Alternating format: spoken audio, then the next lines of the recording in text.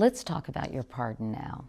The Pardon Snowden campaign launched in September, led by backers like George Soros, Twitter CEO Jack Dorsey, the ACLU. What do you think your chances are that President Obama will in fact pardon you? Well, I'm not counting on it, and this is the key here. The possibility for a pardon, it seems to every expert who's looked at this issue, has never been more likely. And this is a surprise to myself more than anyone else, I think. Why do you say that? Well, just a few days ago, we had 15 members of the Church Committee. Most people may not remember what they are, but in the 1970s, the intelligence organizations went through the greatest period of oversight of their history. They sort of pulled up the blankets and looked at what was happening at the CIA, the NSA, the FBI. They were writing letters to Dr. Martin Luther King Jr., saying that they had tapes of what he had done in hotel rooms, and if he didn't commit suicide, they were going to release them and destroy his reputation. They were secretly administering psychedelic drugs to college students to see the impacts they would have. They were engaging in assassination operations that were contrary to both American and international law. All kinds of crazy things. These individuals who are experts in what's going on in intelligence at the classified level, who worked for the government, right? These aren't sort of hippie reformers or anything like that.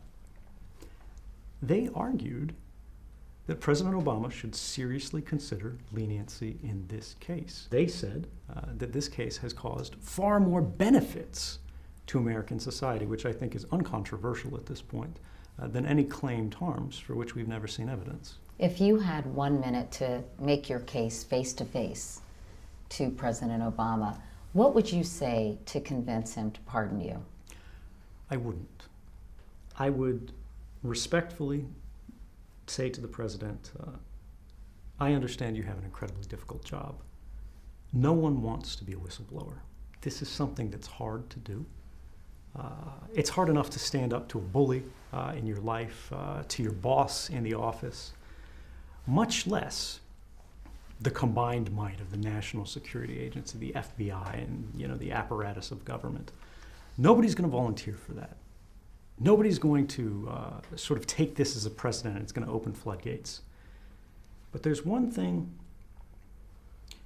that I would hope he understands, and I think based on his recent statements, he does. He said that my actions and this journalism raised legitimate concerns. We're living in a time today where journalism is occurring in an environment of an extraordinary threat. And as official sources of information for the American citizen, the American voter, begin to dry up, confidential sources, the sources upon which the best journalism has always relied, people in government who know the reality of what's actually going on, particularly when the operations of government start to go out of bounds, are critical now. And this is America. When something goes wrong, don't we want somebody to stand up and say something about it? Are you saying it's particularly important in a Trump administration or in a Republican-controlled Washington? I don't think it's about party. I don't think it's about person. I do think the incoming president has definitely said he plans to break some furniture, right?